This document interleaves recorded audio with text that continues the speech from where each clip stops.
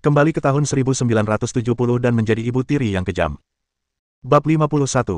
Liu Sanjin memandang putra dan menantunya dengan wajah pucat. Ia sedikit gemetar dan merasa sedikit gelisah.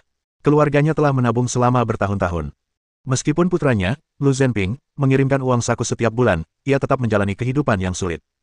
Alasannya sederhana, keluarga orang tuanya sedang mengalami masa sulit dan sering membutuhkan bantuannya. Jiahe, lihat betapa banyaknya cabang keluarga di desa ini. Kakak tertuamu telah mendengarkan bisikan perempuan jalang itu dan ingin menghancurkan keluarga kita. Dia bahkan mengancam ibu dengan masa depan adikmu. Aku merasa sangat bersalah. Kenapa kamu masih begitu bodoh saat ini? Dulu, Lu Jiahe akan melunakkan hatinya ketika mendengar kata-katanya, tetapi hari ini tidak. Dia sangat keras kepala. Bu, kalau ibu tidak mau berpisah, ya sudah, jangan. Itu seperti memaksa sapi minum air. Ibu kan ibu mertua, dan Shen Meng tidak akan berani bicara apapun. Sekalipun ibu ribut, reputasinya saja yang akan hancur. Lumayan kan kalau aku jadi manajer gudang tim produksi. Hati Liu Sanjin mencelos mendengar apa yang dikatakannya. Ia melirik gerbang tanpa suara dan berkata, "Pak Tua, kapan kau bisa kembali? Aku hampir dibunuh oleh anak-anak ini. Hidupku begitu sengsara sampai tak seorang pun mendengarkan tangisanku. Baiklah, baiklah, aku akan memberikan semuanya kepadamu. Kakak keempat, panggil para tetua keluarga Lu kita, kepala desa dan sekretaris partai, juga kakak iparmu dan Mingyang. Panggil mereka semua dan bagilah harta keluarga. Mari kita selesaikan masalah ini. Bagilah semuanya. Kakak kedua, aku akan memberikannya kepadamu. Jika istri kakak tertua menginginkan tanahnya sendiri, aku tidak akan bisa memutuskan." Lu Jiahe mengerutkan kening dan tidak membantah ibunya, tetapi dia berpikir untuk mendapatkan tanah pribadi itu ke tangannya sendiri. Wu Xianglan diam-diam gembira. Ia tak pernah menyangka bisa mendapatkan keuntungan dari pembagian cabang keluarga tertua. Ketika memandang Lu Jiahe, ia mengedipkan mata, memiringkan kepala, meregangkan leher, dan mengulurkan tangan untuk memeluk kedua anaknya di depannya. Kesombongan di wajahnya tak tersamarkan. Xie Jinghao, yang sedang mengintip melalui jendela kamar di sana, tak kuasa menahan diri untuk tidak mengerutkan bibirnya. Mengapa kakak keduanya begitu ingin meminta uang dan barang? Itu karena pria di luar itu sedang membuat keributan besar. Kalau tidak, dia bisa saja menggunakan nama anak itu untuk mendapatkan keuntungan dari ibunya. Dulu dia berpikir kakak iparnya yang kedua itu pintar, tetapi dia tidak menyangka bahwa dia juga buta. Ketika Lu Debang dan Zhang Hongfa datang, semua anggota keluarga Lu telah tiba, kecuali Chen Zhaodi yang duduk di samping dengan kepala tertunduk. Ketika Shen Meng membawa beberapa anak ke keluarga Lu, ia mendengar bahwa keluarga itu akan berpisah. Baru setelah Lu Zhenping mengirimkan surat kepada keluarganya yang menjelaskan situasinya, keluarga itu pun terpecah belah, dan ia secara khusus meminta putra sulungnya, Lu Mingyang, untuk membantunya mengatasi masalah tersebut. Meski usianya baru 9 tahun, Lu Mingyang, yang telah dipercayakan dengan tugas penting, duduk tegak di depan Shen Meng, tubuh kecilnya tegak dan wajahnya serius. "Jangan takut, ibu ada di sini, santai saja." Bukan hanya dia, tapi 3 idiot lain yang berdiri di belakang mereka juga memasang ekspresi serius. Kalau tidak tahu lebih baik, pasti mengira mereka di sini untuk bertarung. Shen Meng duduk dengan tenang. Meskipun dia belum pernah bertemu Lu Zhenping, entah kenapa, dia merasa ada seorang pria yang mendukungnya. "Saya mengundang semua orang ke sini hari ini karena putra sulung telah mengirimkan surat yang menyatakan bahwa ia ingin membagi rumah pertama. Ia putra sulung, anak sulung di keluarga kami, jadi sebagai seorang ibu, saya harus mendengarkannya.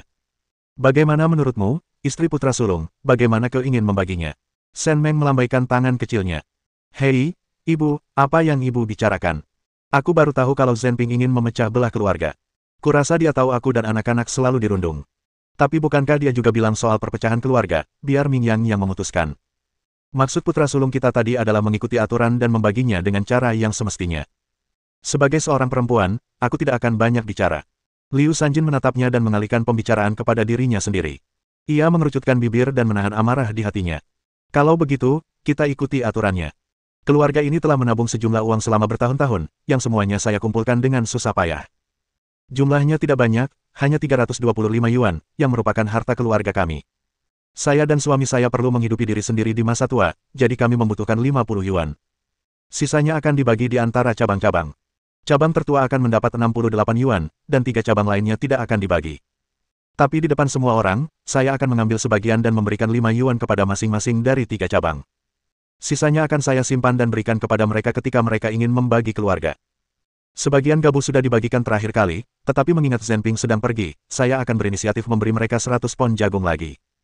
Istri cabang tertua akan membawanya pulang. Itu saja." Shen Meng mengangkat alisnya. Wanita tua ini memang sangat peduli dengan reputasinya. Ia ingin semua orang melihat kualitas baiknya setelah pembagian bisnis keluarga. Sudah sampai pada titik ini. Jika ia meminta lebih, itu akan terlalu berlebihan. Dia terbatuk pelan, dan Lu Mingyang di sampingnya segera berbicara. Nenek, kita akan membaginya sesuai instruksimu. Kau yang paling adil. Tapi, Nek, apa kau lupa kalau kita punya tanah pribadi? Tanah kita belum dibagi-bagi. Apa yang kau bicarakan, dasar bajingan kecil? Kau punya begitu banyak dan masih belum puas. Bagaimana kau bisa serakah seperti itu? Ayahmu tentara di luar sana, dan ibumu pemalas. Dia tidak pandai bertani, jadi untuk apa kau menginginkan sebidang tanah pribadi? Berikan saja pada pamanmu yang kedua. Dia akan menanam beberapa tanaman dan berbagi makanan denganmu nanti, oke? Tidak, paman kedua, itu milik kita, dan kita masih perlu menanam sayuran. Lu Mingliang menjulurkan kepalanya dari belakang Lu Mingyang dan mengatakan ini, lalu menariknya kembali. Wajah Lu Jiahe sedikit dingin, tetapi Lu Mingyang sama sekali tidak takut. Ia telah memperhatikan wajahnya sejak kecil, dan ia tidak akan takut jika ia takut. Paman keduanya, berhentilah memarahi anak itu seperti anak kecil. Kalau kau terus memarahiku, aku akan mengamuk. Shen Meng menggigit kukunya dan memelototi Lu Jiahe. Dengan dukungan ibunya, Lu Mingyang mengangkat dagunya sedikit. Ketika Zhang Hongfa datang, ia diperingatkan oleh keluarganya. Tentu saja, ia memihak Lu Zhenping. Lagi pula, dialah yang ingin memecah belah keluarga. Jika pembagiannya tidak jelas, ia akan malu memintanya melakukan apapun saat ia kembali. Bibi Liu, Jiahe, Jiaxuan, kalau lahan pribadi ini tidak dibagi, pembagian macam apa ini? Apa yang paling berharga bagi kami para petani? Lahan pertanian. Keluarga Zhenping istimewa. Tim produksi memberi mereka lahan pribadi seluas 5 mu. Terserah mereka mau menanam sayur atau biji-bijian. Kalau lahan pribadi ini tidak dibagi, Zhenping akan menulis surat kepadaku nanti. Apa yang akan kita katakan nanti? Jiahe, pergilah dan beritahu kakak tertuamu, apakah penolakanmu untuk membagi lahan pribadi ini karena kau menginginkannya? Zhang Hongfa langsung menunjukkannya, menyebabkan wajah Lu Jiahe memerah. Setelah membagi makanan, uang, dan tanah pribadi, Shen Meng pulang dengan gembira. Semua rasa lelahnya langsung sirna. Ia memasak sepanci mie babi suwir, memanaskan daging babi rebus, dan kentang suwir. Lu Mingyang dan Lu Mingliang membawakan mie panas dan 2 bakpao ke rumah Xie Jinghao sebelum gelap. Aromanya tercium di halaman rumah keluarga Lu. Liu Sanjin sangat marah hingga tidak makan malam. Saat mencium aromanya, perutnya keroncongan. Ia pikir Xie Jinghao akan membawakannya untuknya. Aku tak menyangka lelaki tak tahu malu itu akan begitu saja menutup pintu dan mengajak anaknya makan, dan baunya sungguh lezat. Bab 52. Keesokan paginya, Shen Meng mengemas 2 keranjang barang. Hari ini ia akan mengantar anak-anaknya kembali ke rumah orang tuanya. Sudah hampir setengah bulan, dan baik Wang Guizi maupun Shen Fugui belum datang. Ini sangat tidak biasa.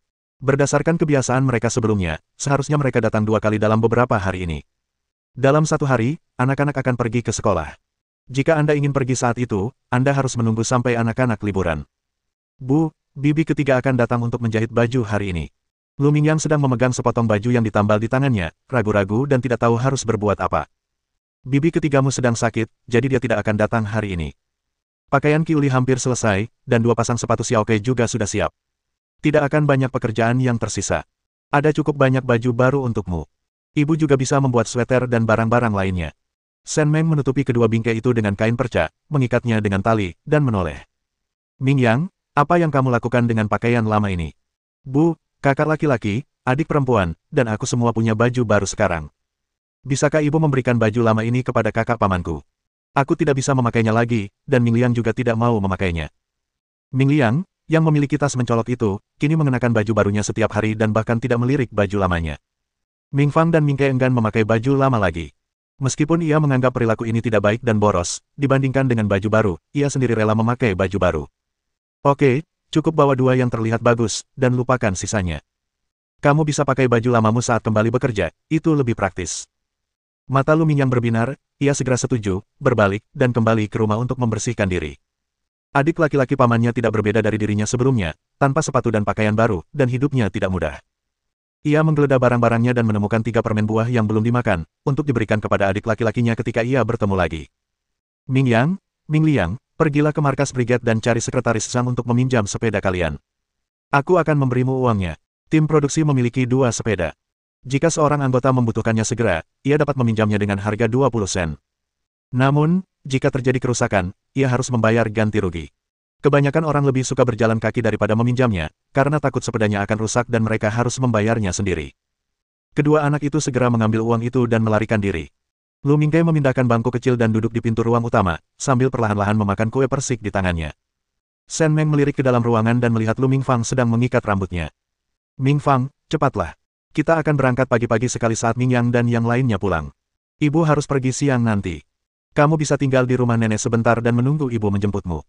Lu Mingfang segera mengikat rambutnya menjadi ekor kuda yang bengkok dan mengambil salah satu mantel kotak-kotaknya dan memakainya. Bu, apa yang akan ibu lakukan? Sen Meng mengerjap dan berkata kepada putrinya, menatap matanya yang cerah, ibu bilang, kamu jangan beritahu siapapun. Dokter kemarin punya pekerjaan di rumah.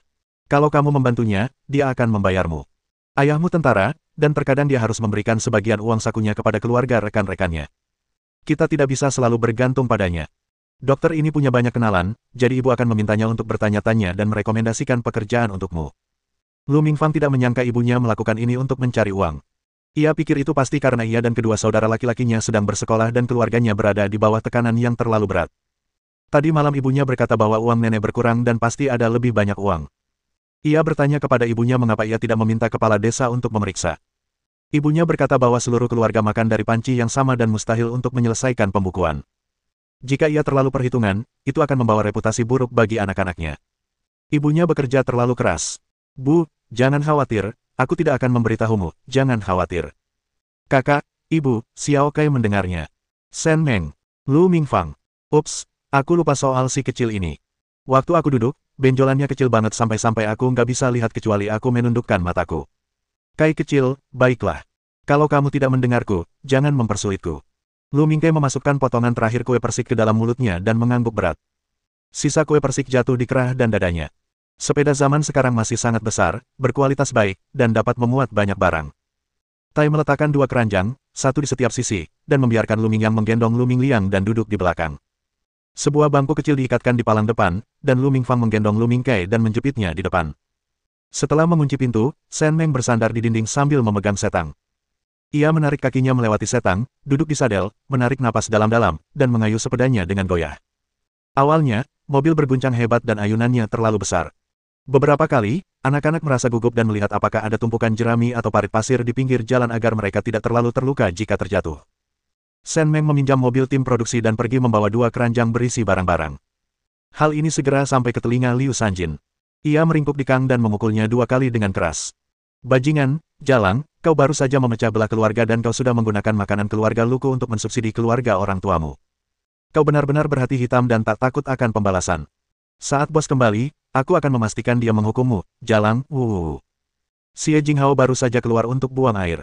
Mendengar ibu mertuanya menangis, ia segera melangkah dua langkah menuju toilet, takut mendengar sesuatu yang tidak disukainya. Senjiaji tidak jauh dari desa Lujia. Rumah ibu Sen Meng terletak di ujung timur desa. Terdapat jalan utama di depan pintu, yang memudahkan perjalanan. Keluarga mereka tinggal di rumah berlantai lumpur dan beratap jerami, yang tampak mencolok di antara deretan halaman yang telah direnovasi. Ketika Sen Meng hendak mencapai pintu, ia juga melirik atapnya yang gelap gulita. Setelah perjalanan yang bergelombang, ia akhirnya tiba di depan pintunya.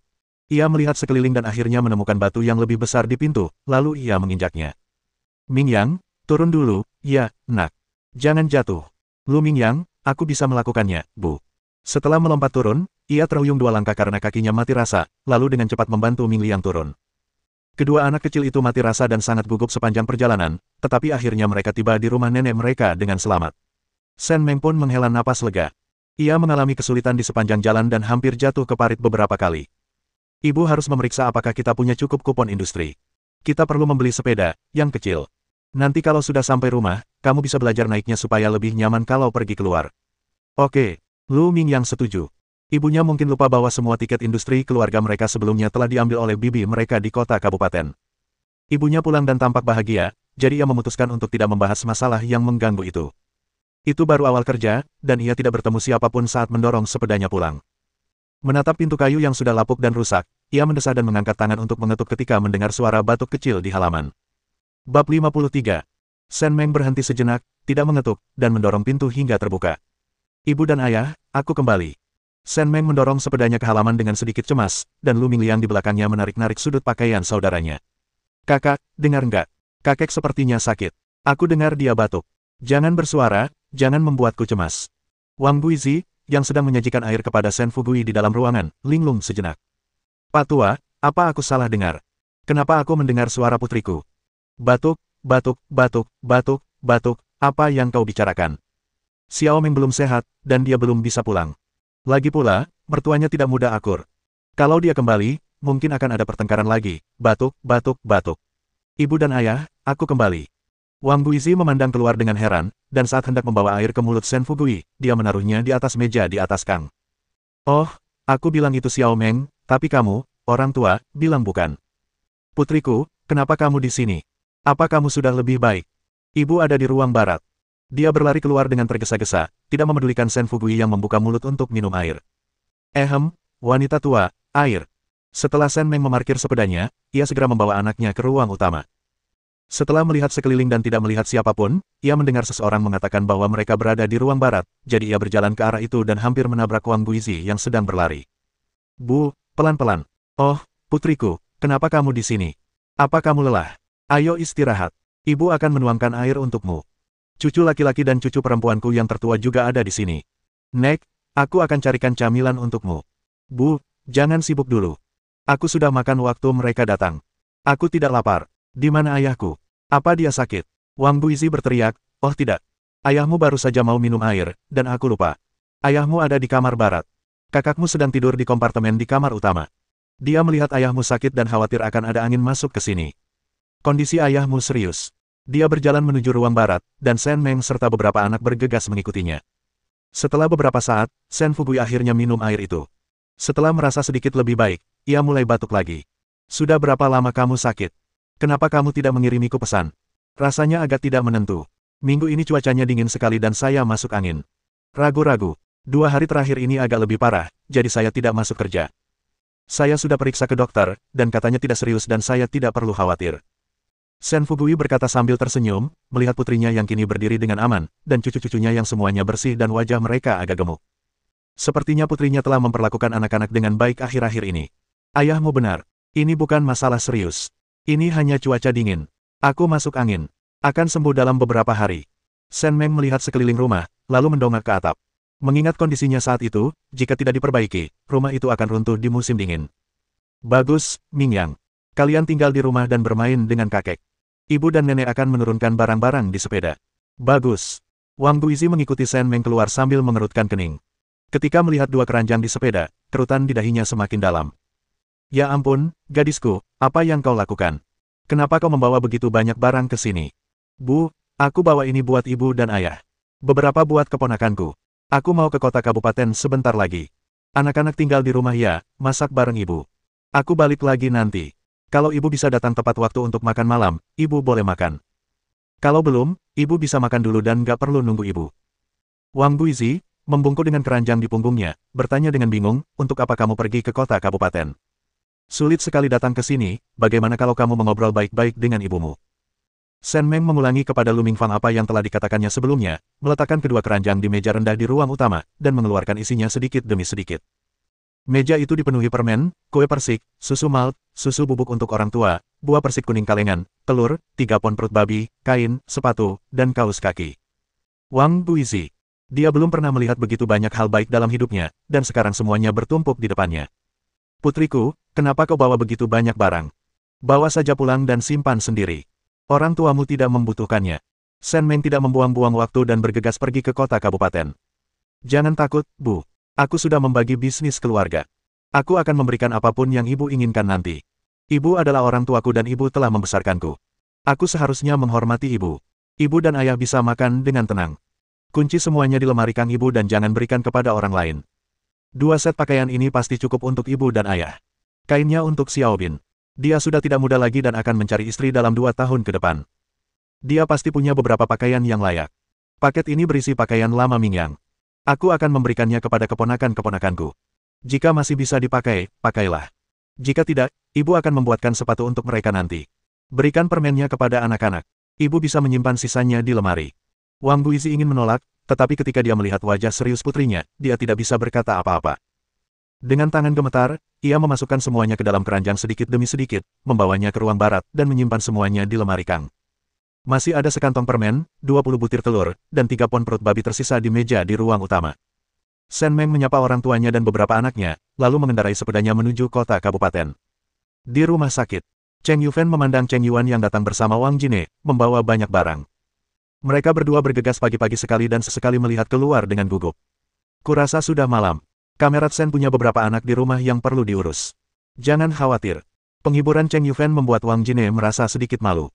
Setelah pulang tadi malam, semakin ia memikirkannya, semakin ia merasa bahwa pria itu telah berbohong padanya. Siapa sangka ia akan mengetahui kebenarannya hanya dengan bertanya-tanya. Zhao Wei memang seorang prajurit yang dipimpin oleh Lu Zhenping. Wang Jine berhati-hati dan tidak menceritakan urusannya sendiri, tetapi Zhao Wei mengira sesuatu telah terjadi dan berbalik untuk memberitahu Cheng Yuan. Cheng Yuan tahu ibunya pergi ke kota kabupaten untuk meminta bantuan bibinya membeli radio. Ia ingin menanyakan kabar sekembalinya ke rumah, tetapi ia tidak menyangka ibunya akan menyebabkan masalah sebesar itu. Nak, dengarkan bibimu. Jangan khawatir tentang ini. Aku sudah memberitahu Kamerat Sen tentang ini. Dia tidak akan mengatakan apa-apa. Wajah Cheng Yuan masih tampak sedikit tidak senang. Ia berdecak, tes dan berbalik melihat keluar. Sen Meng bergegas menuju rumah sakit daerah dan berjalan menuju kantor Cheng Yufen sambil membawa sebuah kotak. Dia benar-benar ingin mengeluarkan mobilnya dari tempat parkir. Kalau itu tidak berhasil, mobil listrik juga bisa. Sepeda ini terlalu melelahkan, dan dia benar-benar tidak sanggup melakukan banyaknya aktivitas fisik. Ini dia, Xiao Yuan adalah wanita dengan rambut disanggul. Cheng Yuan mencari di antara kerumunan dan tertegun sejenak. Orang itu bermata cerah, bergigi putih, dan bertubuh anggun. Karena langkahnya yang terlalu cepat, beberapa helai poni tergerai di dahinya, dan sehelai rambut tergerai di ujung hidungnya. Ia hanya berpikir bahwa wanita ini sungguh cantik. Bab 54. Cheng Yuan tertegun sejenak, dan baru tersadar setelah disodok siku ibunya. Ia hanya menatap gadis cantik yang datang ke arahnya dan langsung menegakkan punggungnya. Baru setelah ibunya berkata, Kamerat Sen, ia terbangun dari mimpinya. Awalnya, dia hanya mencari wanita yang lebih tua. Lagi pula, pemimpin peleton kaptennya sudah sangat tua dan mustahil dia bisa menjadi gadis cantik. Apakah kamu sudah menunggu lama? Tidak, kami baru saja sampai di sini. Ayo kita bicara di dalam. Yufen sedang tidak ada pasien. Ayo kita minum air dan bicara pelan-pelan. Cheng Yuan tak kuasa menahan rasa sesal. Pacarnya memang cantik, tapi dibandingkan dengan orang di depannya, ia jauh tertinggal. Meskipun rasanya kurang pantas, ia tetap tak menyia-nyiakan kesempatan untuk berbicara dengannya. Kamu Kamerat Sen. Aku bahkan tidak tahu bagaimana memanggilmu. Sen Meng mengerutkan kening. Dia merasa senyum pria ini sangat berminyak. Panggil saja aku Kamerat Sen. Cheng Yufen membersihkan meja dan menuangkan secangkir air hangat untuk mereka masing-masing. Panci enamel itu adalah yang dibawanya dari rumah pagi itu, kalau tidak, pasti tidak akan cukup. Kawan Sen, aku salah kemarin. Aku mengatakan sesuatu yang seharusnya tidak kukatakan. Tolong jangan marah padaku. Ini putraku, Cheng Yuan. Dia tahu aku dalam masalah dan bersikeras datang ke sini untuk meminta maaf padamu. Oh, ini urusan kita sendiri. Ini tidak bernilai banyak uang. Kau harus menerimanya. Wang Jine terus memikirkan cara mengucapkan kata-kata baik kepada Sen Meng di pagi hari. Sekarang, berkat latihan mentalnya beberapa kali, ia bisa mengucapkannya dengan lancar. Yang diserahkannya kepada Sen Meng adalah sekantong telur, buah persik kuning kalengan, dan beberapa sayuran kering. Sepertinya tidak ada yang berharga selain buah persik kuning kalengan itu, tetapi Sen Meng bisa merasakan sesuatu yang tidak biasa dari tatapannya yang penuh perhatian. Hei, aku tidak bisa menerima ini. Aku ada urusan lain. Biar ku singkat saja. Ini radio baru, belum pernah dipakai. Aku akan memberimu uangnya dan kita impas. Mulai sekarang, selama dokter Cheng aman, aku tidak akan punya waktu untuk mengurus hal lain. Ya. Mulai sekarang, aku akan mengawasi ibuku dan tidak akan pernah membiarkannya datang mengganggu bibiku. Oh, ini uang untuk radionya. Tolong hitung. Sen Meng mengambilnya, melihatnya sekilas, lalu mengangguk ke arah mereka. Baiklah, aku pergi dulu. Kalian bisa ngobrol pelan-pelan. Hei, tunggu, Kamerat Sen, kau harus mengambil ini. Kita bisa tenang kalau kau mengambilnya. Lagi pula, kaptenku juga seorang prajurit yang dilatih oleh suamimu, jadi sudah sepantasnya kita menunjukkan rasa hormat kepadanya. Sen Meng berbalik dan tersenyum kepada kelompok itu, lalu berkata, itu tidak akan berhasil. Bukankah itu sebuah kesalahan? Aku tidak menerima sehelai benang atau jarum pun dari orang banyak. Apakah Kamerat Cheng mencoba menyuapku? Cheng Yuan hanya ingin merasa tenang, tetapi dia tidak menyangka bahwa wanita ini tidak tamak akan uang, dan dia pun merasa semakin menyukainya. Bukan itu maksudku. Ini disiapkan khusus untukmu. Tidak apa-apa kalau kau benar-benar tidak menginginkannya. Oh, aku seorang milisi. Kalau kau butuh bantuan nanti, beritahu saja. Kita dari daerah yang sama, kan? Sen Meng mengangguk dan berjalan keluar rumah sakit. Di kantor, Cheng Yufen membersihkan 3 cangkir enamel yang baru digunakan beberapa teguk. Kakak ipar, kamu dan Xiao Yuan sebaiknya kembali dulu. Aku masih harus memeriksa pasien di sore hari. Wang Jine memutar matanya dan menyimpan barang-barang yang dibawanya. Lebih baik tidak usah. Aku sudah lama menyimpan telur-telur ini. Nanti akan kupakai untuk memberi makan Xiao Yuan. Wanita ini juga bodoh. Dia benar-benar berpikir aku menyiapkan hal-hal yang tidak berguna. Aku memasukkan 2 pon daging berlemak ke dalam sayuran kering ini. Aku membayar lebih agar mereka menyisakannya untukku. Cheng Yufen menghela napas, menatap Wang Jine yang tampak puas, lalu berkata, kakak ipar, mereka pasti tahu ada yang mencurigakan di sini. Kalau mereka benar-benar mengambil sesuatu, mereka pasti punya bukti nyata yang memberatkanmu. Oke, kalian semua pintar, aku yang bodoh. Oke, sudah malam sekali, Yufen, kamu bahkan tidak repot-repot menyiapkan makanan untuk Xiao Yuan dan aku. Sungguh. Bu, apa yang baru saja ibu janjikan pada Kamerat Sen? Ayo pulang. Bibi, jangan pedulikan kata-kata ibu. Bibi harus datang ke pernikahanku nanti. Setelah Cheng Yuan selesai berbicara, ia keluar dari kantor dan melihat sekeliling koridor, tetapi ia tidak lagi melihat keindahan. Memikirkan bahwa ia akan segera menikah, ia merasa melankolis dan kehilangan harapan seperti sebelumnya. Baiklah, nak, ayo cepat pergi. Kalau kau bertanya padaku, kau tak perlu terlalu khawatir dengan apa yang dikatakan Kamerat Sen. Aku pasti tidak akan mempermalukan bibimu, tapi kerabat ini tetap harus pergi. Ia berpikir, ketika Cheng Yuan menikah nanti, ia akan meminta Cheng Yufen untuk memberikan hadiah yang berlimpah.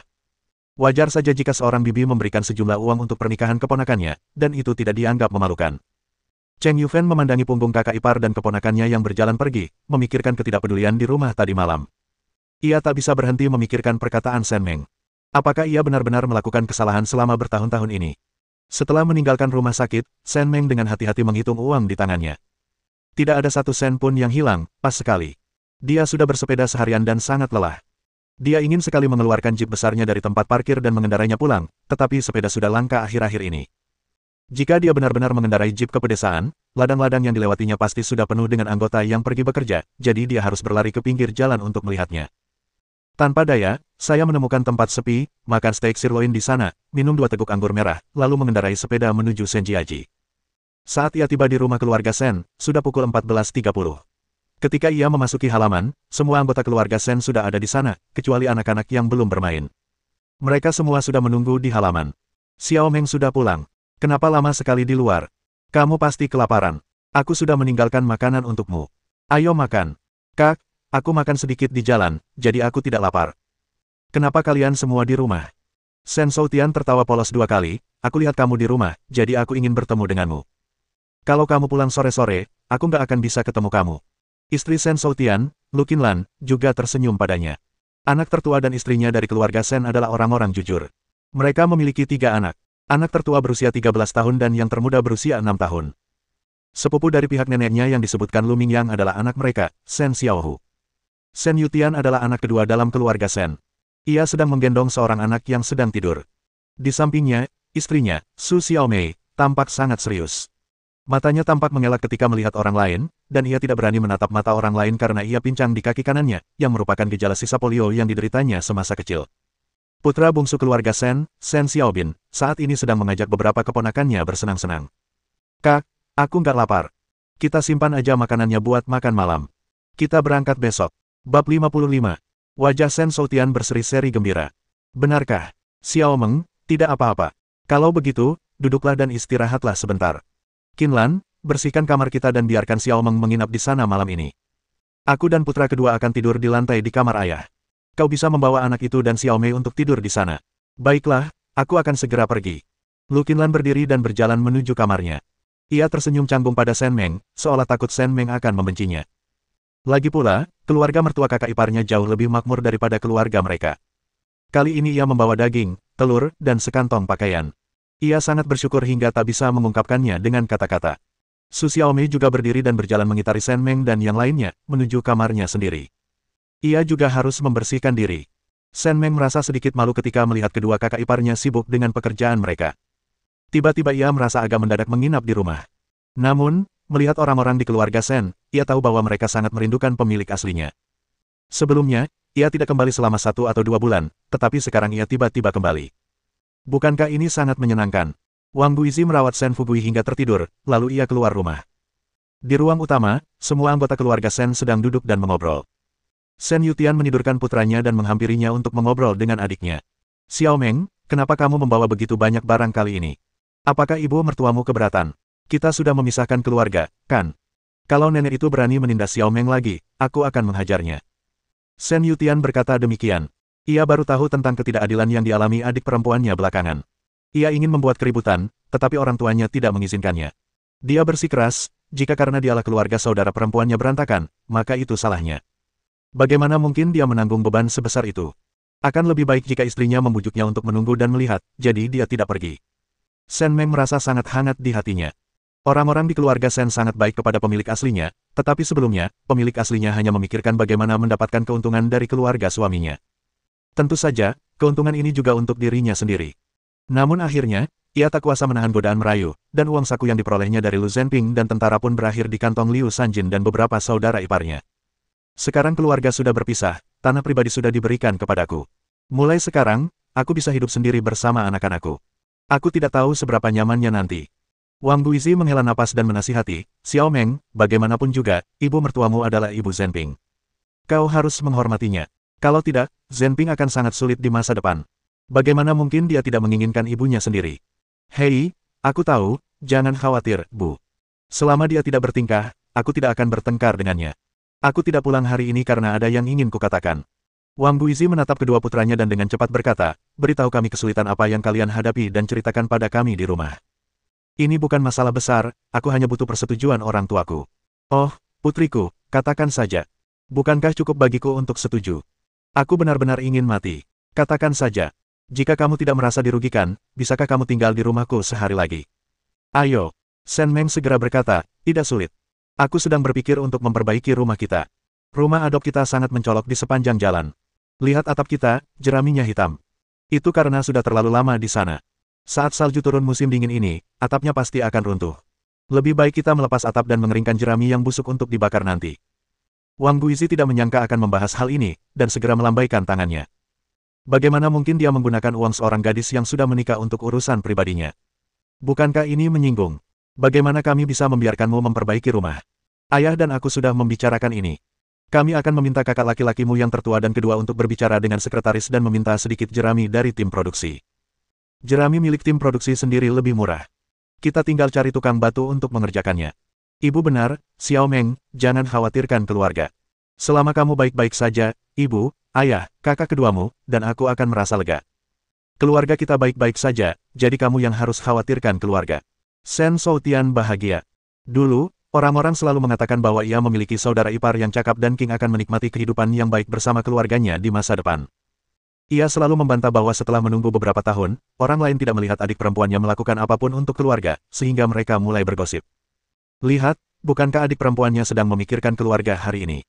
Hanya saja sebelum keluarga itu terpecah, meskipun dia memikirkan rumah orang tuanya, dia tidak boleh memberitahu ibu mertuanya, kalau tidak, bagaimana mungkin keluarga itu bisa damai? Apa yang kau bicarakan? Aku sudah menikah, bukan dijual. Aku melahirkan anak untuk Lu Zhenping, dan pada akhirnya, aku ingin membantu orang tuaku, tetapi itu malah menjadi kesalahanku. Ibu, kakak laki-laki kedua, jangan terlalu banyak berpikir. Zhenping juga merindukan kalian. Terakhir kali dia menulis surat kepadaku, dia menanyakan kesehatan ibu dan ayah. Dia juga memintaku untuk berbakti kepada mereka. Jika dia kembali dan tahu bahwa keluarga kita telah menjadi seperti ini, dia pasti akan menyalahkanku. Wang Guizi sangat senang. Ia tidak menyangka menantunya begitu peduli pada mereka. Nyata, tentu saja bohong. Ngomong-ngomong, jerami di lahan pribadi keluargaku belum dipanen. Kakak, tolong antar aku besok dan bawakan jeraminya. Kita harus berangkat kerja pagi-pagi. Anak-anak harus sekolah pukul 10 besok. Nanti aku tunjukkan surat Zhenping. Shen Shoutian menatap ibunya dan berkata, baiklah. Bu, kakak laki-laki kedua, aku merasa kasihan melihat keadaan keluarga kita. Cuacanya bagus sih, tapi kalau buruk, di luar pasti hujan deras dan di dalam cuma gerimis. Dan Xiaobin masih tinggal di sekat aula utama dan sebentar lagi akan menikah. Gadis macam apa dari keluarga baik-baik yang bisa menikah dengan keluarga kita? Setelah Shen Meng mengatakan ini, Wang Guizi dan yang lainnya terdiam. Mereka belum merenovasi rumah selama 2 tahun terakhir karena keluarga mereka miskin. Mereka juga bekerja keras, tetapi keluarga mereka semakin miskin.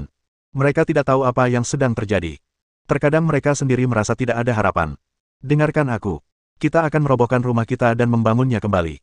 Nanti aku akan meminta seseorang untuk menyediakan batu bata dan ubin. Kita akan membuat rumah ini lebih luas dan kokoh, dan dengan begitu akan lebih mudah bagi Xiaobin untuk melamar. Sambil berbicara, Shen Meng mengeluarkan uang hasil penjualan radio dari sakunya, totalnya 235 yuan, dan meletakkannya di atas meja. Tumpukan uang itu begitu tebal sehingga semua orang di ruangan itu terkejut dan tak bisa berkata-kata lagi. Berikan uang ini kepada ibu. Uang ini jelas tidak cukup untuk membangun rumah berbata merah dan genteng, tapi pasti cukup untuk membangun beberapa rumah adop dengan genteng hitam. Kalau ibu tidak bisa menggunakannya, mintalah tukang kayu untuk membuatkan beberapa perabot dan lemari. Ibu juga bisa membeli baju, sepatu, dan kaus kaki untuk keponakan-keponakan ibu. Kakak, kumpulkan poin kerja dengan baik agar anak-anak ibu bisa sekolah nanti. Pemilik aslinya memberinya kehidupan kedua, yang merupakan anugerah kelahiran kembali apapun yang terjadi. Untuk itu, ia juga memiliki kewajiban untuk membantu keluarga Shen. Bab 56. Xiao Meng, cepat kembalikan. Bagaimana bisa kau membawa uang sebanyak ini? Kalau sampai ketahuan, mereka pasti akan menangkapmu. Shen Yutian belum pernah melihat uang sebanyak ini sebelumnya. Ia merasa tidak senang, tetapi sangat takut. Adik perempuannya datang ke Senjiaji sendirian bersama 4 anaknya, melewati 2 desa. Jika ia ketahuan oleh anak jalanan itu, ia tak bisa membayangkan betapa berbahayanya hal itu. Ya ampun, cepat simpan. Mataku sakit. Berani sekali kau. Beraninya kau keluar membawa uang sebanyak itu. Wang Buizi menutup matanya dan memalingkan muka. Shen Shoutian menatap uang di atas meja dengan mata merah. Sebagai orang yang telah miskin selama bertahun-tahun, tiba-tiba melihat begitu banyak uang, bisa dibayangkan betapa senang, gembira, sekaligus kehilangannya ia. Merasa gembira merupakan suatu naluri, namun mengendalikan diri agar tidak serakah merupakan suatu keterampilan. Shen Meng diam-diam mengamati reaksi ketiga orang itu. Stimulasi yang intens dapat paling mencerminkan isi hati seseorang yang sebenarnya. Dia bersedia membantu keluarga Shen, pertama karena dia meminjam tubuh pemilik aslinya, dan kedua karena orang tua keluarga Shen begitu baik padanya saat dia bangun. Namun dia tidak akan pernah membiarkan orang-orang keluarga Shen memperlakukannya bagaikan sepotong daging dan darah serta menempel padanya seperti lintah. Ini bukan apa yang ingin dilihatnya, tetapi untungnya, keluarga Shen tidak mengecewakannya. Xiao Meng, aku senang sekali kau memikirkan kami, tapi uang saku Zhenping juga hasil jerih payahnya. Kami tidak serakah itu. Ambil kembali uang ini. Aku dan kakakmu yang kedua akan mencari cara untuk memperbaiki rumah ini. Sesulit apapun, kami tidak bisa membiarkan wanita bersuami sepertimu yang menanggungnya. Saudara laki-laki. Xiao Meng, jangan bicara lagi. Ambil kembali uangnya. Aku akan mengantarmu pulang besok. Kamu bisa tidur denganku nanti malam. Tetaplah hangat dan nyaman bersamaku. Aku merindukanmu setiap hari. Shen Shoutian hendak berdiri sambil berbicara. Ia tak tahan lagi. Situasi di rumah dan uang yang berkilauan di atas meja mengganggu pikirannya, membuatnya merasa sangat tidak nyaman. Kak, jangan pergi dulu. Aku tidak akan mengambil uang ini kembali. Bagaimana kalau begini, aku anggap 150 yuan ini sebagai pinjaman darimu, kakak kedua, dan Xiao Bin. 50 yuan itu akan kugunakan sebagai hadiah untuk menghormati orang tuaku, dan sisanya untuk membeli kain, sepatu, dan kaus kaki untuk kedua kakak iparku dan keponakan-keponakanku. Rumah kita benar-benar tidak layak huni. Bisa-bisa roboh tertiup hujan deras. Apa kau mau melihat orang tua, istri, dan anak-anakmu menderita? Lagi pula, keluarga kita tidak akan selalu seperti ini. Tidak bisakah kau membayarku kembali saat kau sudah punya uang nanti? Tidak. Bagus. Kakak kedua. Shen Shoutian tak menyangka adik keduanya langsung setuju sebelum sempat menolak. Jangankan meminjam uang, bahkan jika diberi uang pun, ia tak tahu bagaimana cara membelanjakannya. Kak, apa yang dikatakan adik perempuanku benar. Kita masih muda. 150 yuan adalah jumlah yang bisa kita bayar kembali seumur hidup. Kalau kamu tidak meminjamkannya padaku, kamu dan adik iparmu akan tetap tinggal di rumah kumuh ini. Aku dan Xiao Mei akan pindah ke rumah baru. Nah, ada sesuatu yang tidak boleh dia ceritakan. Xiao Mei sedang hamil lagi, dan aku benar-benar tidak bisa membiarkannya menderita lagi. Apa? Xiao Mei hamil? Oh, dasar bodoh, kenapa kau tidak memberitahuku? Dia bekerja beberapa hari terakhir ini. Sudah beberapa bulan. Apa dia lelah? Pantas saja kau tidak membiarkannya menggendong Hongxing 2 hari ini. Wang Buizi melotot ke arah putra keduanya beberapa kali, berharap dia bisa menamparkan wajahnya, menyebabkan wajah gelap Shen Yutian memerah. Su Xiaomei dan Lu Qinlan, yang datang ke pintu dan ingin berbicara, tidak berani masuk. Mereka tidak menyangka bahwa mereka tidak hanya mengobrol tentang masalah keluarga di ruang utama, tetapi juga membicarakan topik yang begitu sensitif. Kalau kamu tanya mereka, lebih baik jangan pinjam uang. Kalau kamu lapar, apapun yang kamu lakukan gak akan ada gunanya. Kamu bisa hidup susah atau hidup kaya. Lagi pula, hidup sehari itu ya sehari saja, dan gak ada bedanya. Namun, ketika ia melihat anak-anaknya sendiri, lalu anak-anak saudara iparnya, sang ibu merasa sangat tidak nyaman. Ibu itu tidak ingin anak-anaknya makan dengan baik, minum dengan baik, berpakaian rapi, dan tetap hangat. Ini benar-benar bukan takdirku. Sekeras apapun aku bekerja, keluargaku tetap saja miskin. Shen Meng tersenyum santai. Bagus sekali. Kakak kedua akan mencari orang untuk merobohkan rumah dan membangunnya kembali besok. Tambahkan 2 kamar lagi dan perbesar. Uang ini cukup. Tapi memasang ubin hitamnya akan butuh waktu. Aku akan menanyakannya nanti. Oke.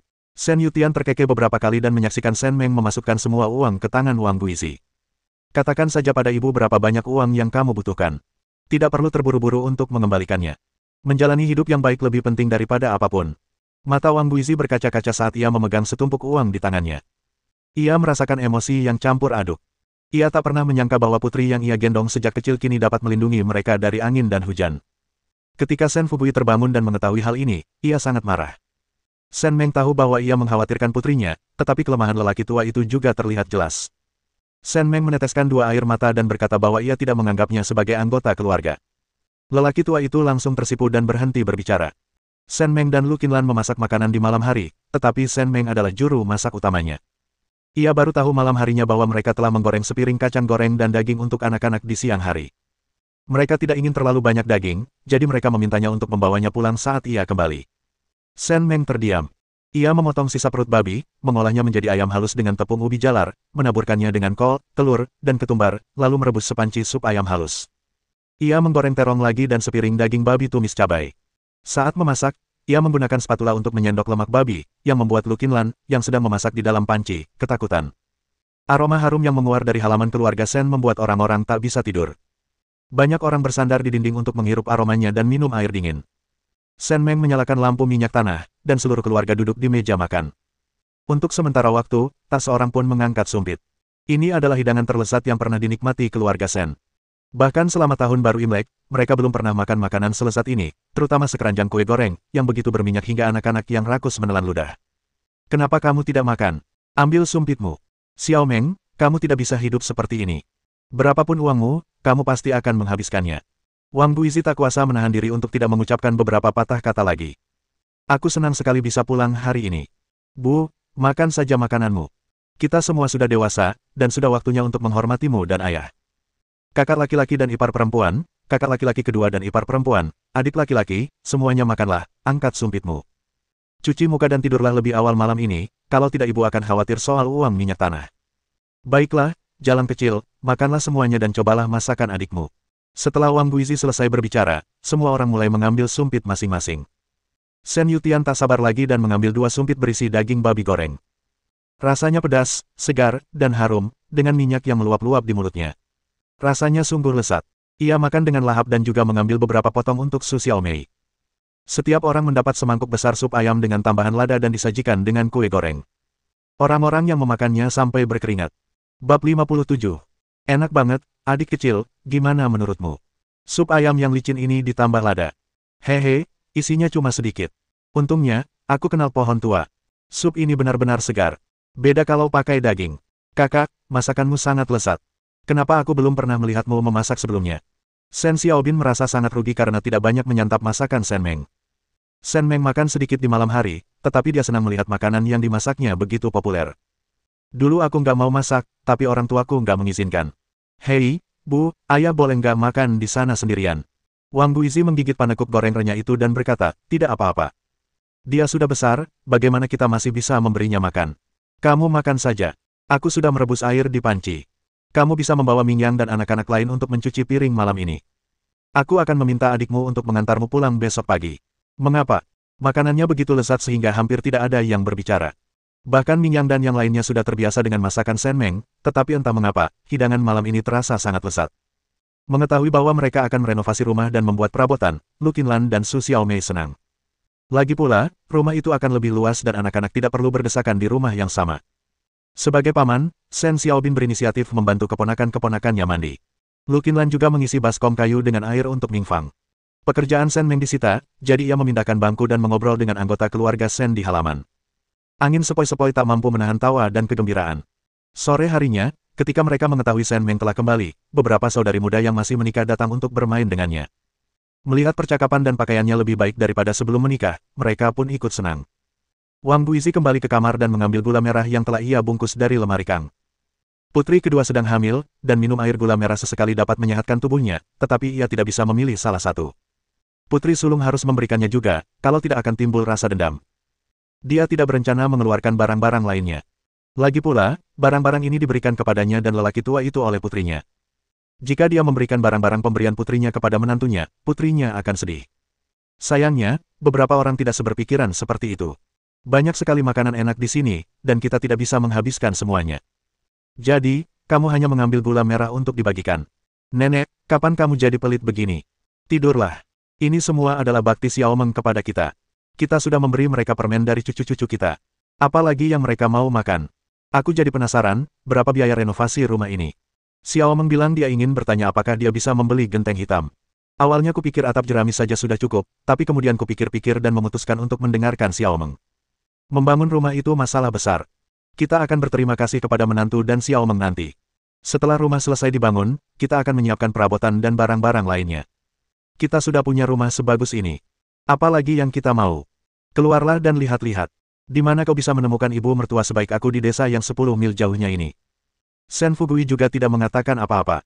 Ia sebenarnya tahu bahwa memberikan barang-barang putrinya kepada menantu perempuannya adalah tindakan yang tidak pantas, tetapi ia merasa kasihan kepada kedua menantu perempuannya dan cucu-cucunya. Dia mendongak ke arah sosok Wang Guizi yang membungkuk mengemasi barang-barangnya, dan hatinya tiba-tiba menegang. Guizi, mengapa aku merasa rambutmu lebih banyak yang putih? Wang Guizi berhenti sejenak saat mengunci lemari Kang dan berbalik meliriknya. Aku sudah tua, uban itu wajar. Nanti aku buatkan semangkuk susu bubuk untukmu. Oh tidak, 2 mangkuk, aku juga harus minum 1 mangkuk. Ini adalah bakti putriku kepadaku. Aku sudah menderita bertahun-tahun, dan sekarang ada yang peduli padaku. Begini, kamu boleh tidur dengan anak-anak malam ini. Aku akan pergi ke kamar kakak tertua dan tidur dengan putriku. Oke, silakan. Kamu dan putrimu juga bisa bicara. Dan ingatkan Xiao Meng untuk lebih banyak berkomunikasi dengan menantunya. Hubungan suami istri jangan sampai luntur. Dan tanyakan apakah dia akan pulang tahun ini. Kalau tidak, minta Xiao Meng mencari seseorang untuk menanyakan apakah dia bisa pergi ke militer untuk mengunjungi kerabatnya. Selama bertahun-tahun, menantu laki-lakinya tak pernah kembali, dan putrinya sendiri tak pernah menyebut-nyebut tentang kunjungan ke kerabat. Setelah sekian lama, bukankah hubungan mereka telah hancur? Begitu. Aku akan bertanya pelan-pelan nanti. Sen Meng sedang memperhatikan anak-anak bermain di kamar. Mereka sama sekali tidak berniat tidur. Dia hanya menganggapnya lucu. Tunggu saja, kamu akan menangis saat pergi ke sekolah. Bu, kenapa ibu tertawa seram sekali? Ada apa? Lu Mingliang merangkak dari ujung Kang dan langsung memeluk Sen Meng. Ia baru saja makan banyak makanan enak dan bisa minum segelas susu wangi setiap malam, jadi ia tumbuh sangat cepat. Aduh, bocah nakal, hati-hati, kepala besinya hampir mengenai dagu ibu. Hehehe, Lu Mingliang merasa manis di hatinya. Si bocah nakal Xiao Kai selalu mengandalkan usianya yang masih muda untuk sesekali memeluk ibunya. Tapi bagaimana sekarang? Ia datang lebih dulu, dan yang lain hanya bisa menonton. Lu Mingliang memandang senyum sembrono saudara keduanya dan merasa itu sangat menjengkelkan. Pamanmu baru saja memandikanmu, dan kamu langsung berkeringat lagi. Tenangkan dirimu sebentar dan tidurlah lebih awal. Lain kali kalau rumah nenek sudah selesai, aku akan mengajakmu bermain, ya. Baiklah, Bu, Paman, tolong tangkapkan beberapa cacing tanah untukku. Aku mengoperasi mereka, 1 segmen demi 1 segmen. Lu Mingkai merangkak ke Sen Meng dan memeluknya erat-erat, berniat mendorong adik keduanya keluar. Sen Meng. Kedengarannya sangat menjijikkan. Aduh, kalian berdua nakal sekali. Kalian mau menjatuhkan ibu kalian. Ming Yang, Ming Liang, dan Ming Fang, cepatlah tidur. Cepat tutupi diri kalian dengan selimut dan tidurlah. Kalian harus bangun pagi besok. Tunggu saja. Nenek kalian harus membangunkan kalian sebelum fajar. Setelah mengatakan ini, Lu Mingyang segera menunjukkan kewibawaannya sebagai kakak tertua dan memaksa adik-adiknya untuk berbaring. Wang Guizi, sambil memegang bantalnya, ragu-ragu apakah akan masuk. Mode mendengarkan suara kedua menantunya berbicara, maju 2 langkah, dan berdiri di pintu kamar kedua. Kakak iparku benar-benar berbeda sekarang setelah dia kembali. Dia jelas sangat baik kepada orang tuaku, dan dia juga sangat sopan kepada kami. Dia tidak memperlakukan kami seperti orang asing. Benar sekali. Anak-anak itu menggenggam erat permen pemberian kakak ipar mereka. Mereka terus berkata, kakak ipar baik sekali, kakak ipar baik sekali. Hei, beginilah seharusnya kakak ipar menjalani hidupnya sekarang. Apa kau lihat apa yang dikenakan anak-anak Mingyang? Kainnya bagus sekali. Aku menyentuhnya dan ternyata terbuat dari katun dan sutra, lembut sekali. Sambil berbicara, Lu Qinlan menepuk-nepuk putranya, merasa iri. Jika ia punya uang, ia pasti akan membelikan yang terbaik untuk anaknya. Tentu saja kau kasihan pada anak-anakmu sendiri, tapi anak-anak Mingyang juga bijaksana. Lihat, mereka membawakan kita pakaian yang bagus. Meskipun ada beberapa tambalan, pakaian mereka lebih bagus daripada pakaian kita. Kudengar dari Xiao Kai, kakak iparku juga membawa beberapa pakaian yang belum mereka pakai. Aku sangat berterima kasih dan sedang memikirkan bagaimana aku bisa membalas budi kakak iparku. Su Xiaomei bersyukur dalam hatinya dan berkata demikian. Ia merasa sangat rendah diri karena kepincangannya sejak kecil. Ia tak pernah menyangka akan ada orang yang benar-benar memperlakukannya dengan baik, tetapi selama ada yang tulus berbaik hati kepada anak-anaknya, ia akan membalas budi mereka dengan sepenuh hati. Bab 58. Ucapan kedua menantu perempuannya membuat Wang Guizi merasa hangat di hatinya. Kedua menantu perempuannya adalah orang-orang yang baik hati. Mereka tidak pernah menikah seperti kakak iparnya. Mereka selalu meminta apapun yang mereka mau, tetapi mereka tidak pernah menemukan cara untuk meminta Wang Guizi dan suaminya meminta putri mereka untuk menafkahi keluarga orang tua mereka. Mereka menjalani kehidupan yang jujur. Setelah memikirkannya, ia memutuskan untuk tidak mengetuk pintu Shen Meng. Ia berbalik dan pergi ke ruang utama, lalu kembali. Ia mengetuk pintu ruang kedua dua kali dan masuk. Xiao Mei, Qinlan, apakah kamu masih bangun? Bu, kenapa ibu di sini? Apa terlalu ramai untuk tidur di sana? Tanya Lu Qinlan sambil turun dari Kang, berpikir ia bisa tidur di lantai saja. Su Xiaomei tidak berani bergerak. Putranya terbaring di pangkuannya. Anak itu tidurnya ringan dan akan menangis jika ada gerakan sekecil apapun. Jangan turun, jangan turun. Aku di sini untuk membawakanmu gula merah. Kalian berdua, masing-masing dapat setengah pon. Aku akan membelikan lagi untukmu setelah kalian selesai makan. Wang Guizi menyerahkan barang-barang itu kepada Kang sambil tersenyum. Awalnya ia ingin memberikannya kepada Shen Meng setelah kepergiannya, tetapi ia berpikir memberikannya sekarang akan lebih menunjukkan perhatiannya kepada putrinya. Ia dan Kang tua itu sudah tua.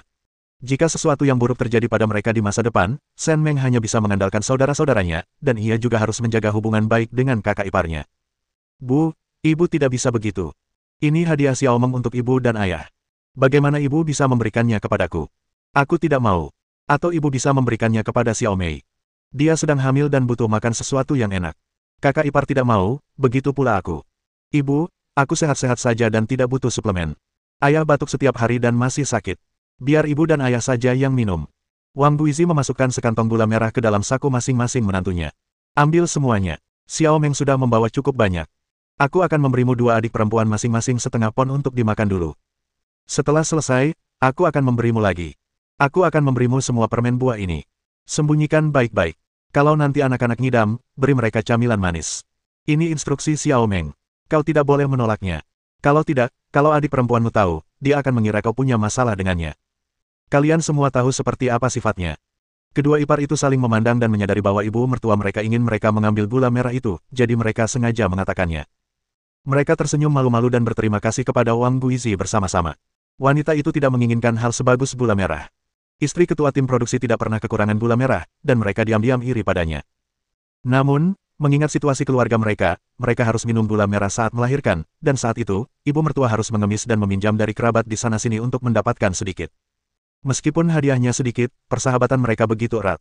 Tak ada ibu mertua lain yang sebaik mereka di antara para ibu mertua di desa-desa sekitar. Keduanya mengenang kebaikan hati mereka. Benar. Xiao Meng juga menyuruhku membeli 2 set pakaian untuk kalian berdua, adik perempuan, dan anak-anak setelah rumah selesai dibangun dan perabotannya siap. Ibu berpikir, karena kita sudah melakukan hal besar seperti membangun rumah dan menyiapkan pakaian, membuat 1 set pakaian yang bagus bisa bertahan bertahun-tahun. Nanti, semua orang di keluarga kita akan punya yang baru. Kelaparan berutang budi pada Xiao Meng. Selama dia tidak terburu-buru, kita bisa bekerja sama sebagai keluarga dan membalas budinya secara perlahan. Kata-kata Wang Guizi membuat Lu Qinlan dan Su Xiaomei merasa hangat di hati mereka. Bukannya mereka tidak mendengar apa yang dikatakan kakak ipar mereka sebelumnya, tetapi mendengarnya saja sudah cukup, dan melakukannya saja sudah cukup. Sebenarnya, sangat sulit untuk akur dengan kakak ipar. Dulu kakak iparku baik padaku, tapi dia selalu berbicara dan bertindak sok, yang benar-benar membuat orang-orang merasa tidak nyaman. Tapi ketika dia datang ke sini hari ini, semuanya terasa sempurna. Bu, jangan tersinggung dengan ucapanku. Xiao Meng sudah benar-benar dewasa sejak kembali kali ini. Dia tahu cara menghormati orang tuanya dan perhatian pada Shou Tian, Yu Tian, dan Xiao Bin. Anak-anak juga senang. Dia bahkan memikirkan Xiao Mei dan aku. Dia sudah benar-benar dewasa. Ibu dan ayah sungguh menantikan kebahagiaannya di masa depan. Xiao Meng bilang tadi malam kalau nanti kita mampu, aku harus menyekolahkan anakku. Katanya, sekolah akan membantunya meraih masa depan yang cerah. Bu, kurasa Xiao Meng benar. Ia tidak pernah bersekolah karena rasa rendah diri dan tidak pernah mengikuti kelas literasi. Namun, ia pernah bertemu dengan pemuda terpelajar dari kota. Cara bicara dan perilaku mereka berbeda dengan petani tua di pedesaan. Ia juga ingin anak-anaknya menjadi seperti itu. Lagi pula, jika mereka bersekolah dengan baik, mereka bisa mendapatkan pekerjaan, bahkan sekolah menengah kejuruan. Betapa banyak orang yang berebut untuk masuk, mangkuk nasi besi seumur hidup. Jika putranya bisa masuk sekolah menengah teknik dan mendapat pekerjaan tetap, hidupnya akan layak dijalani. Wang Guizi belum pernah punya ide seperti ini sebelumnya. Setelah mendengarkan Xiao Meng dan menantunya, ia pun memikirkan hal ini dalam hatinya. Jika ia ingin sekolah, ia harus mulai lebih awal. Xiao Long mereka sudah berusia 13 tahun dan mungkin tidak akan bisa mengejar ketinggalan. Adik-adiknya masih baik-baik saja. Baiklah, ayo kita bangun rumah dan membuat furnitur dulu, lalu tunggu sampai tahun depan. Di akhir tahun, kita akan menerima bonus, dan aku akan mempersiapkannya. Aku akan meminta beberapa anak untuk mengadopsiku. Qinlan, Xiaolong sudah cukup besar sehingga dia mungkin tidak mau pergi. Ini hanya demi gengsi. Aku akan bertanya-tanya dan mencarikannya pekerjaan. Pengrajin tidak akan mati kelaparan di masa paceklik, dan selama dia punya keterampilan, dia akan bisa mencari nafkah di masa depan. Mata Lu Qinlan berkaca-kaca saat mendengar ini. Oh, dengarkan saja ibumu. Ibu mertua dan menantu perempuan mengobrol sebentar sebelum Wang Guizi kembali ke kompartemen di aula utama. Butuh beberapa saat baginya untuk tertidur. Ia sangat gembira dan merasa ada harapan bagi kehidupan keluarga mereka sekarang. Pagi-pagi sekali, anak-anak bangun terlambat seperti yang diharapkan. Shen Shoutian menggelar selimut di atas kereta dorong, mendudukkan anak-anak di atasnya, lalu menutupi mereka dengan selimut lain. Ia mengantar anak-anak langsung ke sekolah dasar di komune. Shen Meng pulang dan mengantarkan tas sekolah anak-anak. Wang Guizi juga menggunakan kaserole untuk mengisinya dengan mie gulung tangan yang terbuat dari tepung 3 bahan. Seperti yang diduga, Lu Mingyang dan kedua saudaranya menjadi terkenal di hari pertama sekolah. Mereka menjadi sangat terkenal. Para orang tua yang mengantar anak-anak mereka ke sekolah melihat anak-anak yang mengantuk dan semuanya tertawa. Shen Shoutian adalah pria jujur dan belum pernah menjadi pusat perhatian sebelumnya. Untuk sesaat, ia merasa sangat malu dan ingin meninggalkan kereta dorong di gerbang sekolah dan melarikan diri. Waktu pendaftarannya tidak harus sepagi itu, tetapi semua orang tidak dapat menahan diri untuk berpikir bahwa lebih baik datang lebih awal daripada terlambat, jadi beberapa orang membawa anak-anak mereka untuk berbaris di gerbang sekolah sebelum fajar. Ketika Lu Mingyang bangun, wajahnya tampak lelah. Wajah mungilnya kaku, dan ia membiarkan pamannya, yang juga berwajah kaku, membasahi handuk untuk menyeka wajahnya. Ketika Lu Mingfang bangun, rambutnya berantakan. Melihat begitu banyak orang, ia segera membenamkan diri di selimut lagi, wajahnya memerah karena malu. Shen Meng segera mengendarai sepedanya ke gerbang sekolah, memberikan sikat gigi kepada anak-anak, dan membiarkan mereka makan mie sebelum membiarkan mereka pergi ke sekolah. Beranilah, itu bukan masalah besar, goda Shen Meng. Anak-anak itu tak tergerak. Hanya Lu Mingke yang masih terbaring di kereta dorong sambil meneteskan air liur. Gerbang sekolah yang berisik masih belum bisa membangunkannya. Bab 59. Shen Meng menyerahkan anaknya kepada Shen Shoutian dan pergi ke kantor untuk membayar uang sekolah dan mengambil buku baru. Semuanya berjalan lancar. Ia mendaftarkan namanya langsung dan gurunya mengurus semuanya. Ia juga merasakan manfaat menggunakan koneksi melalui pintu belakang. Lu Mingyang tidak pernah bersekolah. Ia selalu mengajak adik-adiknya ke ladang untuk mengumpulkan poin kerja. Yang paling sering ia temui adalah Daking dan Ercing. Melihat begitu banyak anak sekarang, ia tak kuasa menahan rasa gugup. Ia tidak tahu bagaimana bergaul dengan anak-anak lain, jadi ia berdiri di pintu dengan wajah tegas. Ketika Shen Meng datang, dia melihat putra sulungnya berdiri patuh di pintu kelas, dan putra keduanya sudah mengobrol dengan beberapa gadis kecil, tampak sangat gembira. Ibu, Lu Mingfang melihat Shen Meng keluar dari kantor dan bergegas menyambutnya. Hei, Mingyang, cepatlah. Kamu, Ming Liang, dan Mingfang sudah mendaftar. Ini buku-bukumu. Mulai sekarang, kalian akan jadi siswa kelas 1. Mingfang, ibu punya peringatan untukmu. Kalau ada yang menindasmu di sekolah, cari kedua adikmu dan jangan diam saja. Ibu juga punya tugas lain untukmu, mengawasi adik-adikmu di sekolah. Kamu tahu, biaya sekolah mahal, jadi kamu harus belajar dengan giat. Lu Mingfang menegakkan punggungnya dan mengangguk setuju. Bu, aku pasti akan mengawasi adikku. Kalau ada yang tidak belajar dengan baik, aku akan pulang dan melapor padamu. Aku juga akan melawan diriku sendiri dan tidak akan membiarkan siapapun menggangguku. Anak baik, Mingyang, Ming Liang, ibu bilang, lindungi adikmu baik-baik di sekolah. Kita tidak akan membuat masalah, tapi kita juga tidak takut. Kalau kamu disakiti dan tidak bisa menyelesaikannya, pulanglah dan ceritakan padaku. Ibu akan mengurusnya untukmu. Jangan takut. Oke, ibu harus pulang dan membantu pamanmu mengumpulkan jerami dari pekarangan rumah. Apa kamu tahu jalan pulang sepulang sekolah? Aku kenal dia. Daking bilang ibunya juga sudah mendaftar ke Ercing, tapi dia belum datang. Ada juga beberapa orang di desa kami yang bersekolah. Dia akan mengantar kami pulang bersama. Jangan khawatir, Bu. Shen Meng menegakkan tubuh, berbalik dan melihat sekeliling, tetapi dia tidak melihat Wang Lianhua, jadi dia mengerutkan kening. Mungkin sudah malam. Kamu masuk kelas dulu, kita pulang. Ibu akan membuatkanmu sesuatu yang lezat malam ini. Lu Mingyang melambaikan tangan ke arah Shen Meng, jangan khawatir, Bu. Setelah melihat mereka memasuki kelas, duduk di tempat duduk mereka dan tersenyum padanya, Shen Meng merasa lega dan membawa Lu Mingkai pulang. Shen Meng mengantar Lu Mingkai pulang terlebih dahulu dan meninggalkan anak itu di halaman untuk bermain sendiri. Kemudian ia pergi melihat apakah ada air panas di termos di atas meja besar. Melihat airnya kurang, ia menambahkan lagi. Dia lalu mengeluarkan kaki babi dan dagingnya dari tempat itu dan berpura-pura menaruhnya di dalam tangki air. Dia menjulurkan kepalanya dan menatap sosok kecil yang kesepian itu, apa yang terjadi pada Xiao Kai. Lu Mingkai cemberut dan berbalik menatapnya.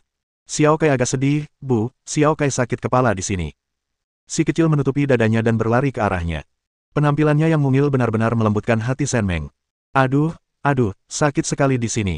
Sen Meng tahu bahwa ini karena kakak laki-laki dan perempuannya telah bersekolah, dan dia merasa sedikit tidak nyaman untuk sementara waktu. Tidak apa-apa, ibu di sini. Paman akan segera datang. Ayo kita lihat halaman pribadi kita. Setelah kita panen jerami, Xiaoke mau makan sayuran apa? Ayo kita tanam lagi, ya. Oh ya, ngomong-ngomong, ibu akan mengantarmu mencari Xiaogang, ya. Kamu bisa bermain dengan adikmu sebentar dan membantu ibu merawat bibi ketigamu, ya. Si kecil sepertinya baru saja menerima tugas penting. Wajahnya sempat serius, lalu mengangguk penuh semangat. Oke, ibu akan mengantarmu ke bibisan sekarang dan memberikanmu 2 kue persik. Bisakah kamu memberikan 1 untuk adikmu nanti? Menjadi. Suara bayi yang merdu dan kuat itu membuat Sen Meng merasa lembut di dalam. Anak itu telah tumbuh menjadi lunak dan berdaging. Sen Meng tak kuasa menahan diri untuk mendekati anak itu dan menciumnya beberapa kali. Xie Jinghao sedang menjahit kang, memandangi Xiaogang yang terbaring lesu di atas selimut, ia hanya merasa geli. Xiaogang masih memikirkan sup kaki babi bibinya tadi malam. Setelah bertanya kepada ibunya, ia mengetahui bahwa bibinya sedang pergi mengunjungi kerabat. Si kecil bergumam tentang sup kaki babi dalam mimpinya. Baiklah, baiklah, bukankah bibimu bilang dia akan kembali hari ini? Jangan khawatir. Bu, aku lapar. Sup kaki babinya enak. Xie Jinghao terkekeh dan menggelengkan kepalanya, lalu berkata, anak bodoh, kamu jadi sangat pilih-pilih makanan setelah mengikuti bibimu selama ini, dan sekarang yang kamu pikirkan hanya makanan lezat. Jinghao, apakah Jinghao ada di sini? Sebelum Xie Jinghao bisa bergerak, Xiaogang melompat dari kang dan melompat beberapa kali sambil berdiri di atasnya. Bibiku di sini, hehehe, bibiku di sini. Ada apa? Kenapa kamu sangat merindukan bibimu, Xiaogang? Saat Sen Meng masuk sambil menggendong Lu Mingkai, dia jelas bisa merasakan bahwa Xiaogang semakin bersemangat. Kakak ipar sudah pulang. Dia kangen masakan lezat buatanmu. Kemarin, dia minta aku antar ke rumahmu. Pintunya terkunci, dan dia malah cemberut. Sen Meng melepas sepatu Lu Mingkai, lalu mengulurkan tangan dan menggendong Xiaogang dan menimbangnya. Bibi akan menyiapkan makanan lezat untuk Xiaogang malam ini. Kakakmu membawakanmu kue persik. Xiaogang, makanlah dulu. Jinghao, kakakku sudah datang. Dia akan segera membersihkan jerami di pekarangan rumah. Aku akan menitipkan Xiaokai padamu. Aku akan menjemputnya setelah aku memasak makan siang nanti. Baiklah, kakak ipar, silakan saja. Setelah kamu mengumpulkan jeraminya, apakah kamu ingin kakak membawanya ke Senjiaji? Sen Meng memeluk Xiaogang dan mencium keningnya, lalu mengangguk ke arah Xie Jinghao. Kakak ipar, kalau begitu, cepatlah pergi. Aku dengar ibu dan paman keduanya sedang membicarakan untuk membawa pulang jerami itu. Katanya mereka sudah menanam padi sebelumnya, jadi jerami itu seharusnya milik mereka. Kakak ipar, cepatlah bawa pulang hari ini. Lagi pula mereka sudah pergi bekerja. Sen Meng melengkungkan bibirnya, berpikir bahwa dia benar-benar jelek tetapi memiliki angan-angan. Kalau begitu aku pergi dulu. Kamu sedang hamil, jadi istirahatlah dulu dari menjahit. Nanti matamu sakit. Mengapa? Ketika Sen Meng pulang, Sen Soutian sudah menunggu di pintu. Mereka berdua tidak langsung pulang, melainkan langsung menuju ke lahan pribadi. Lahan pribadi seluas 5 mu itu memang agak luas, dan pasti tidak mungkin 2 orang bisa membersihkan lahan dalam 1 hari. Kakak, lanjutkan saja pekerjaanmu. Aku akan mencari 2 orang untuk membantu dan berusaha menyelesaikannya secepat mungkin. Tidak, aku bisa melakukannya sendiri. Aku akan mencari seseorang yang berutang budi padaku dan aku harus membayarnya. Kedua orang ini harus bergegas sampai besok, tetapi dia ingin menyelesaikannya pagi ini dan membawanya pergi pada siang hari, sehingga Lu Jiai akan mabuk sampai mati. Dia sudah lama menyadari bahwa bajingan ini selalu mengganggunya. Kebetulan saja Sen Meng sedang berjalan ke jalan utama ketika ia melihat Paman Guai mengendarai gerobak sapi ke arahnya. Ketika ia bertanya, ia mengetahui bahwa Paman Guai sedang libur kerja hari itu dan tidak ada kegiatan di pagi hari karena baru saja mengantar seseorang. Rasanya seperti bantal yang diberikan kepada seseorang saat ia mengantuk. Sen Meng langsung mengundang orang itu ke wilayah pribadinya. Saat ia bergegas mencari orang kedua, ia bertemu Wang Lianhua yang baru saja kembali dari pendaftaran Erqing untuk sekolah. Bukankah ini kebetulan? Sen Meng pergi mengundang orang-orang dengan senang hati, dan ini semua koneksinya. Bab 60. Wang Lianhua mengaku luka-lukanya belum sembuh dan menolak bekerja. Ia menggunakan sebagian uang kompensasi yang diberikan kakak ipar dan ibu mertuanya untuk menyekolahkan Erqing. Dia bertekad tidak akan membiarkan anaknya menjadi gelandangan sepertinya.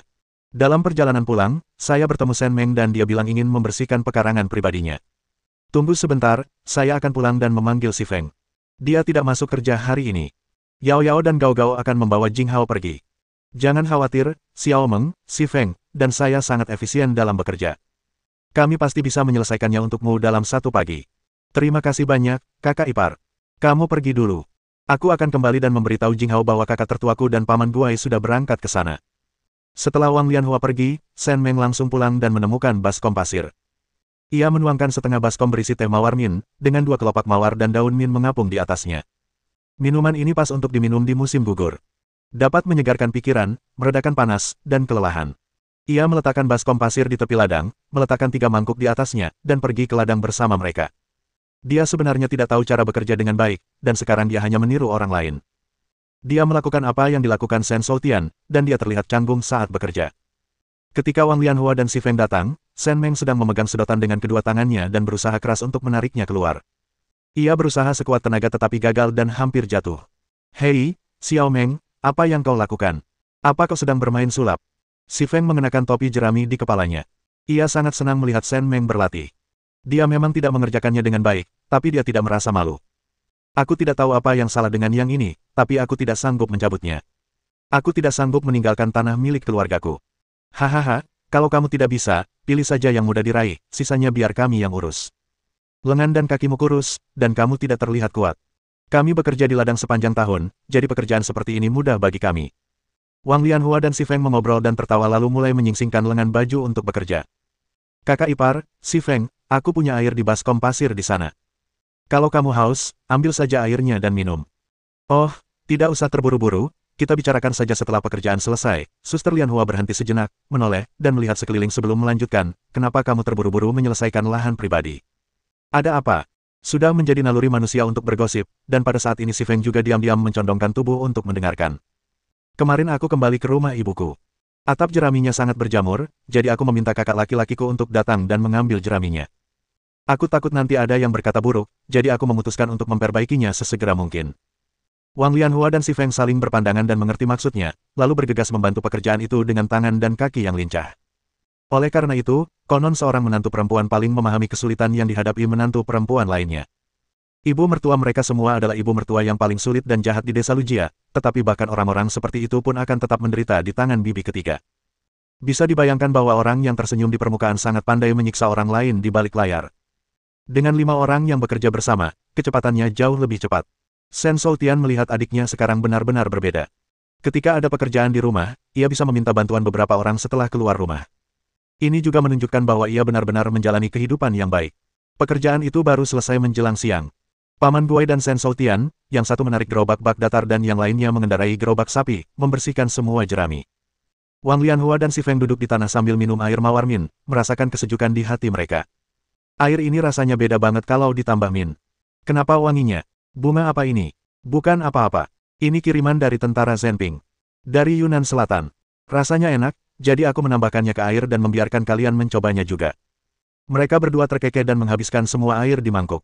Mereka rela memberi mereka makanan yang begitu lezat, yang menunjukkan bahwa mereka tidak memperlakukan mereka sebagai orang asing. Oh, sudah malam. Ayo pulang dan siapkan makan siang. Ayo kita ke Jinghao untuk menjemput bayinya, lalu kembali. Tidak, tidak, kalian sudah bekerja keras untukku, setidaknya aku harus menyediakan makanan untuk kalian sore ini. Si Feng meliriknya, mengerahkan tenaga dengan tangannya, dan mengangkat cangkul ke bahunya. Kenapa kamu begitu sopan? Seberapa besar usaha yang bisa kamu curahkan untuk melakukan pekerjaan ini? Kalau kamu mau menanam sayuran dan membajak tanah nanti, aku akan meminta Yongjun untuk datang dan membantumu. Si Feng benar. Kita ini saudara perempuan, jadi kita pasti ingin saling membantu. Mingyang dan yang lainnya sebentar lagi selesai sekolah, jadi kamu harus cepat kembali dan memasak. Melihat mereka mengatakan ini, Shen Meng tidak lagi memaksa. Hubungan dibangun perlahan melalui saling membantu dan pengertian. Jika Anda selalu berusaha mendapatkan balasan, itu hanya akan membuat mereka merasa terasing. Baiklah, tapi kamu bisa mengajak anak-anak bermain di rumah malam ini. Aku akan membuatkan sup kaki babi untuk Jinghao. Cuma perlu 2 sendok air lagi. Kamu boleh ikut dan minum juga. Baiklah, aku tidak akan bersikap sopan padamu. Kalau ada pekerjaan di ladang, kabari saja. Mereka bertiga mengobrol dan tertawa sambil mengantar anak-anak mereka pulang. Shen Meng meninggalkan Lu Mingkei di ruang utama untuk bermain. Karena khawatir Lu Mingkei akan lapar, ia membuatkan setengah mangkuk susu bubuk dan membawakannya kue telur. Sayang, makan dulu di kamar. Mama mau masak. Kakak-kakakmu sebentar lagi pulang sekolah. Mereka pasti lapar. Aku baik-baik saja. Lu Mingkei menyesap susu, dan ada bekas susu di bibirnya. Dengan suaranya yang manis, Shen Meng sangat terkejut. Ya, Xiaoke kami adalah yang terbaik. Setelah menidurkan bayinya, ia pergi ke dapur, mencuci panci, lalu langsung masuk ke dalam. Ia mengeluarkan sepanci sup daging sapi, 2 genggam mie, dan menyiapkan 5 mangkuk besar lauk pauk. Ia menyalakan kompor dan merebus sup daging sapi hangat 2 kali, lalu mulai memasak mie. Ia juga menemukan kaleng daging kiriman rekannya, Lu Zhenping, membuka sepotong, dan menaruhnya di atas mie. Benda-benda berwarna itu terlihat begitu menggugah selera, sampai-sampai orang yang lewat di rumahnya sepulang kerja akan menjulurkan leher dan menelan ludah mereka dengan lahap. Lu Mingke sedang makan kue telur di ruang utama, tetapi ia tak bisa makan lagi setelah mencium aroma makanan di tangannya. Ia langsung pergi ke dapur dengan hidung berkedut. Bu, bayimu lapar dan ingin makan. Makan, makan. Shen Meng hanya menatapnya sementara setetes air liur bening menggantung di sudut mulutnya. Makanlah sekarang. Ibu sudah memasak 2 mangkuk mie. Kita makan dulu. Aku akan memasak lagi nanti kalau kakak-kakakmu pulang. Si kecil tahu ia boleh makan dulu, matanya berbinar, lalu berbalik dan berlari ke ruang utama. Tak lama kemudian, ia kembali dengan bangku kayu kecilnya, meletakkannya, dan pergi mencuci tangannya. Ketika dia kembali, sudah ada semangkuk mie daging sapi di tempatnya. Anak-anak mudah ditipu, jadi dia menggunakan food processor untuk menggiling irisan daging sapi menjadi potongan-potongan kecil, dan anak itu tidak perlu mengunyahnya sama sekali. Cepat makan. Ini daging kaleng kiriman teman-teman ayahmu. Ibu memotongnya untukmu supaya lebih mudah dicerna. Oke. Ia menambahkan sesendok besar minyak cabai ke mie-nya. Setelah dicampur, mie-nya tercium renyah dan Shen Meng tak kuasa menahan diri untuk menelan ludahnya. Lu Mingyang dan teman-temannya, yang sedang berjalan pulang dari sekolah dengan tas sekolah di punggung mereka, dapat mencium aroma harum yang berasal dari rumah dari jarak yang jauh. Kakak, ibu sudah menyiapkan sesuatu yang lezat, cepatlah lari. Kakak kedua, pelan-pelan saja dan tunggu aku. Lu Mingyang memandang adik-adiknya yang sudah berlari menghampiri dan bergumam, tidak berguna, namun langkahnya pun tanpa sadar bertambah cepat. Bersambung.